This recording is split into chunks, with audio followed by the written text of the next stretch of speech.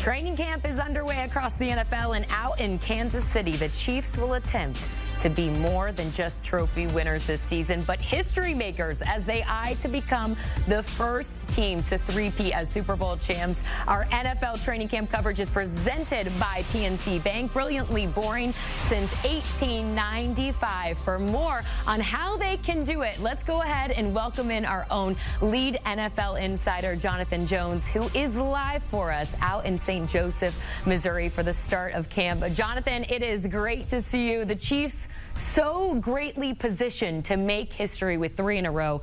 We know motivation is just not an issue for Patrick Mahomes, and I think you could actually say it's hard, you'll agree with me here, to make an argument against why they couldn't three-peat this season.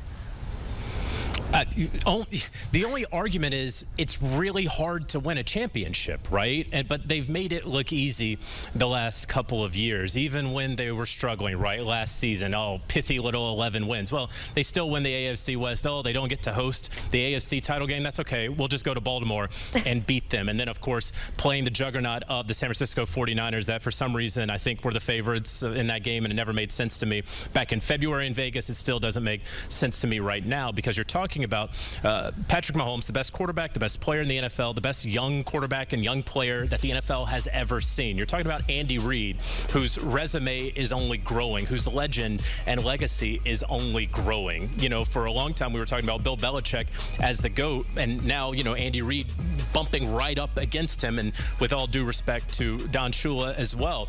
But look, when you talk about a three-peat, yeah, it's hard. But if you look at the road to it, well, first of all, you always have to win your division. That hasn't really been a problem for the Kansas City Chiefs. And look at the AFC West, right? You have a Raiders team that don't even know who their starting quarterback is. You have a Chargers team that probably is going to struggle a little bit because of the cap situation that they were in. I don't know how talented that roster is and sort of the meat and middle of that roster. And then you have the Denver Broncos, who may be starting Bo Nix, many believe was overdrafted at number 12 overall. A team still trying to dig its way, claw its way back to relevancy ever since their Super Bowl 50 victory now with Sean Payton. So if we're talking about the road and the path to the Super Bowl, I'm looking at the Kansas City Chiefs. I'm looking at their division. I know how they play in January. I believe in Patrick Mahomes and believe in Andy Reid. And I say, yeah, outside of it just typically being hard to win, these guys make it look easy. Yeah. And I love how you mentioned, you know, it's hard to win one, okay? Then you win 2 in a row. What's even crazier to me than just that is that there are guys on this team that don't even know what it's like to end a season without a ring. Isaiah Pacheco, you've got Rashee Rice, you got Trent McDuffie. But speaking of Rice, I want to talk about the receivers. When we talk about just the receivers, this whole group was not great last year, okay? Yeah, maybe they stepped up in the playoffs, but let's be honest, Rashee Rice carried that group. They now add 2 new weapons and specifically a whole lot of speed to this offense with the new additions of Xavier Worthy and Hollywood Brown. So is this receiver crisis averted, you think? It may very well be, and you were very kind there, Jordan, to say that the receiving group wasn't very good. I tried. I mean, outside of probably Carolina and New England, this was one of the worst receiving groups in the entire NFL. And yes, they came alive, but so too did Travis Kelce, who I know he's a tight end, but we have to talk about him as a pass catcher. Getting that last week off in the regular season really seemed to rejuvenate him into January. Rashee Rice, as you note, really kind of taking over the reins there and really helping this receiving group. He's back. I know that there is some question about a potential suspension for Rashee Rice related to the car crash that he was involved in the offseason there in Dallas.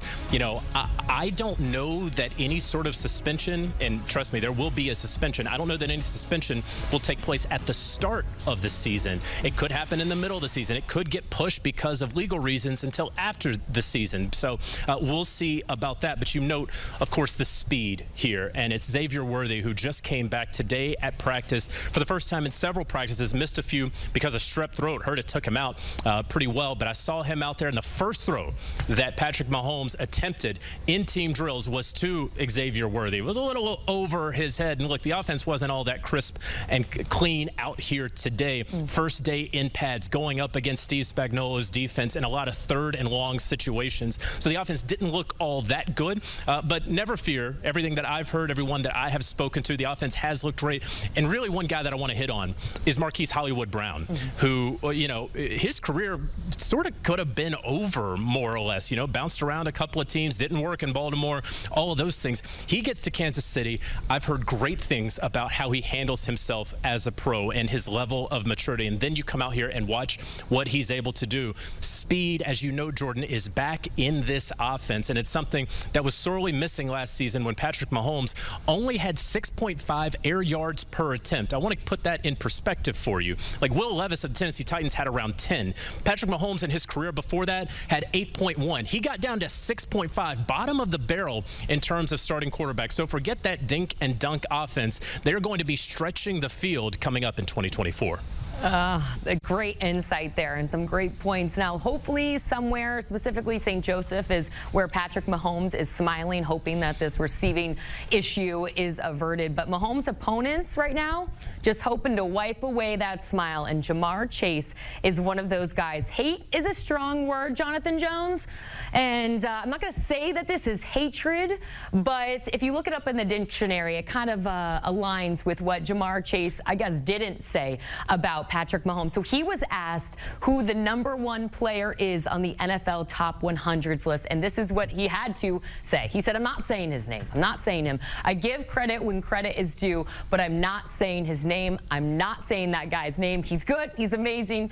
Not going to lie. I'm a little salty, though. 2 years in a row, I'm putting Burrow first. Now, we all know, and he's talking about, obviously, Patrick Mahomes. Your initial thoughts when you heard this? Yeah, it was all in good fun, I think, for Jamar Chase, who obviously in that comment does say that he respects Patrick Mahomes' game and understands that he's #1 on someone's list. He's been #1 on my list, really, since the end of the 2018 season when he burst onto the scene and won that NFL MVP. I asked Patrick about that earlier in our annual training camp chat, and he just said, look, Jamar's great. I love his game. He was very complimentary of Jamar, seemed to kind of understand, of course, where Jamar was coming from, because all of these guys are competitors. But he also said, look, in week 1 we have the Baltimore Ravens, and then week 2 we have the Cincinnati Bengals. Not too worried about him right now, but we'll get to that at some point. The other thing that was out there, which is funny, because as I was preparing for this, I wanted to talk to Patrick about how he finds that motivation, right? Remember Michael Jordan, The Last Dance, how he found every single slight or perceived slight or even just made up stories, right? And you go back to last season where the team was struggling, the wide receiving group was bad, and Travis Kelce was old, and all of those things. They weren't playing at Arrowhead for the AFC title game. Patrick used all of that to help fuel him to a 3rd Super Bowl victory. I said, doesn't seem like you've had any trouble finding any sort of motivation out there on the internet lately. He said, no. And we'll remember, of course, yesterday at Raiders camp how they had a Kermit the Frog puppet out there that they were sort of playing around with, and the idea being that Patrick Mahomes may or may not sound like Kermit the Frog.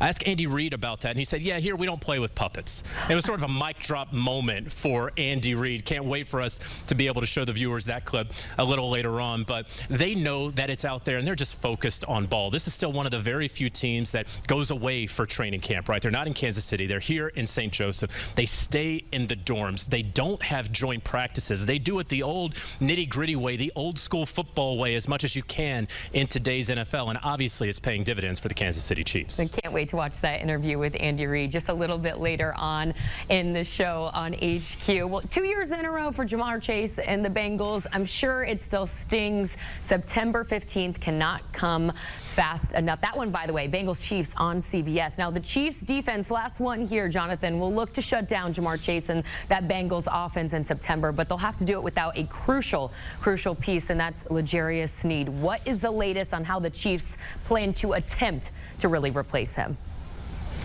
Now, we remember that they traded away L'Jarius Sneed to the Tennessee Titans back in the offseason, opted not to pay him, even though they probably could have. I know there's some concerns with Sneed's knee, and of course the Tennessee Titans are having to manage that. But of course, the trade for Sneed was made there a couple of months ago. There's been some talk of Trent McDuffie, who, for anyone's money, is the best slot corner in the NFL, of moving him back outside. Now, let's remember, he started when he came into the league as an outside corner. Then they slid him in, and he became the best slot corner in the NFL.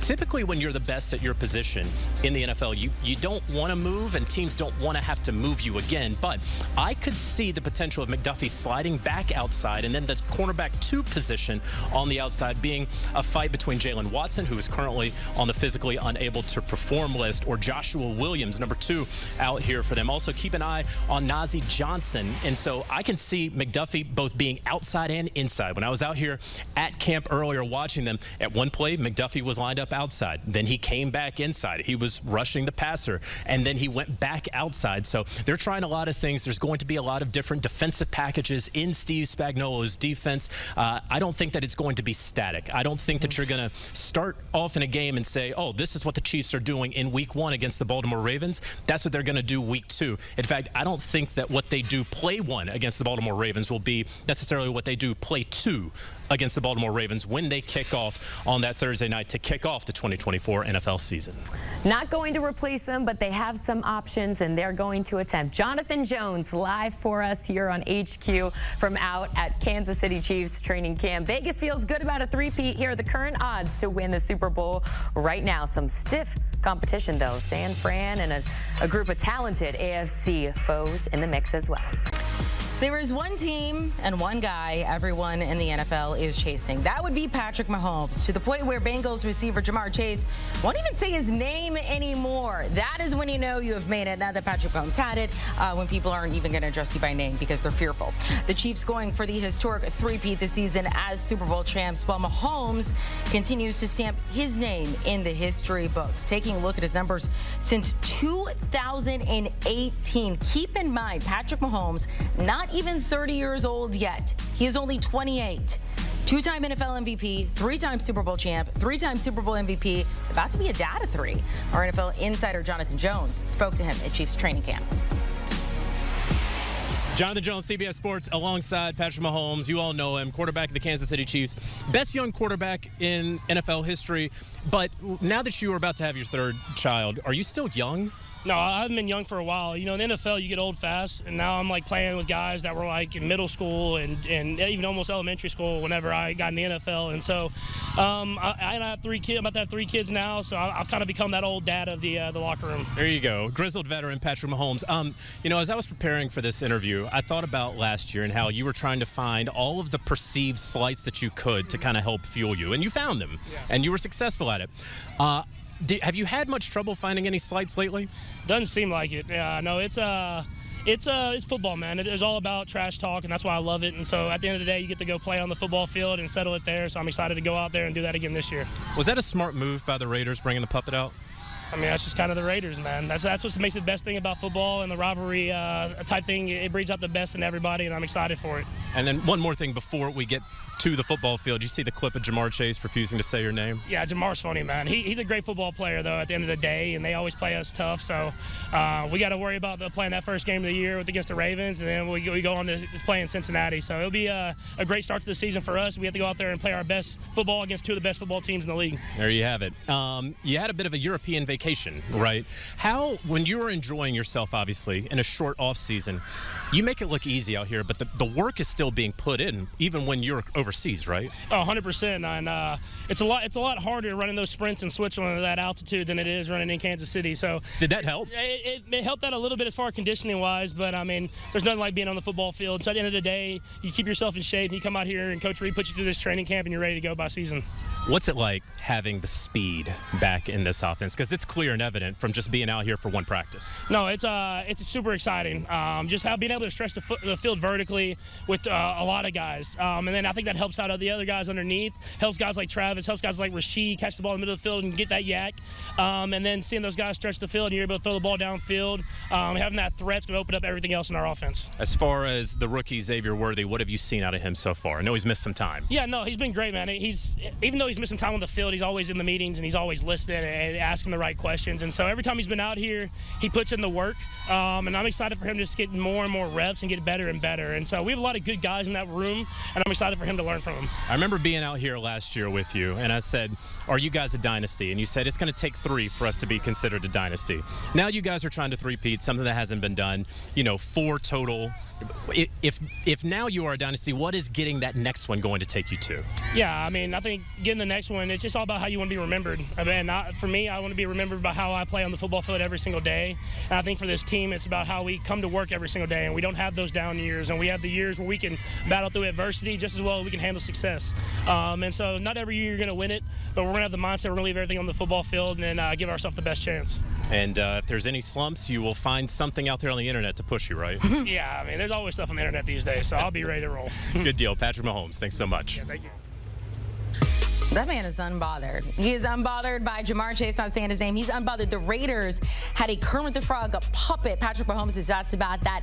Doesn't bother him. Odds to win NFL MVP would be Patrick Mahomes, third there, sitting as the favorite at plus 500. By the way, you can watch the Kansas City Chiefs on CBS this year more than any other network. Andy Reid and the Kansas City Chiefs will look to make it a three-peat as they eye history, but Andy Reid continues to climb his own ranks as he has a chance to tie Chuck Noll in second for the most Super Bowl wins by a head coach with 4. Our own Jonathan Jones also spoke to the head coach today out at training camp about the expectations this season and some of those recent shots taken at his quarterback. Take a listen. Jonathan Jones, CBS Sports, alongside Super Bowl winning head football coach Andy Reid. Andy, first of all, thanks for joining us. And, it's a hot one out here. And I love that you guys come out here to St. Joseph and you get away and it's all ball. You've been doing things very regularly. You don't do joint practices and all that. But I'm curious because I know that you make tweaks year to year, that football evolves. How do you evolve this training camp in ways that we may not see? Yeah, this is pretty consistent from what we do year in and year out within the rules.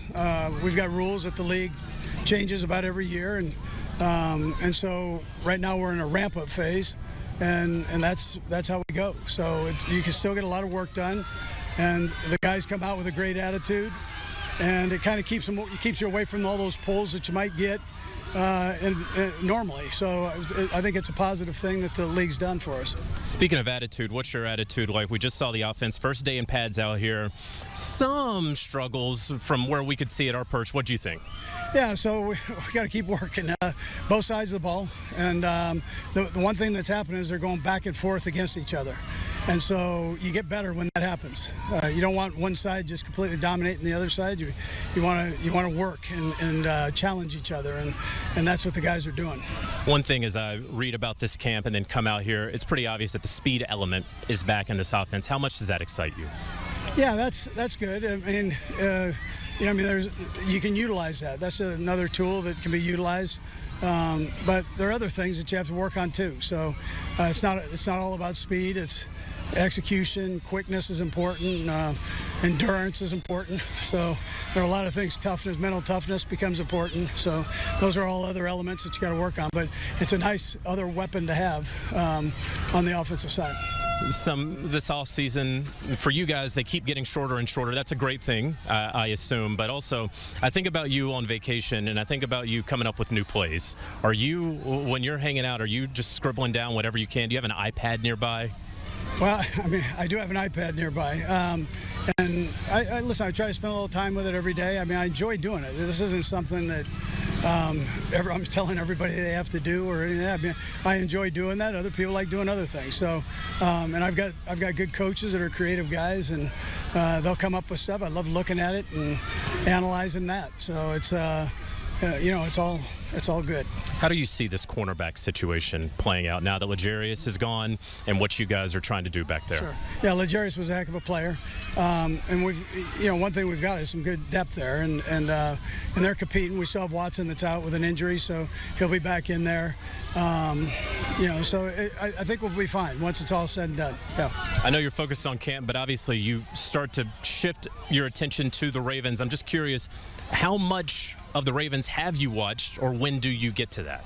Yeah, listen, we just got done playing them, so and they'll have some new stuff, and so we've had a chance to look at that, and a bit. You'd be foolish not to. I'm sure they've done the same thing. So, we get started on a Thursday night, and we got to be ready to go at that time. And Andy, last question. You don't strike me as someone who is very online, a lot of social media, but Patrick Mahomes got some fuel to the fire recently with the Raiders and a puppet and some other things out there. I know last year he was kind of searching for some things to fire him up, and he found them. Is it a smart idea to fire up Patrick Mahomes? Yeah, I'd probably say not. We don't spend a lot of time here with puppets, so we try to do our work and try to get better, That's the important thing. No puppets here at Chiefs camp. Thanks so much, Andy. Not sure that guy needs any more motivation. Patrick Mahomes, you can watch Andy Reid's Chiefs this season on CBS as they attempt to be more than just trophy winners, but history makers as they eye their third straight Super Bowl.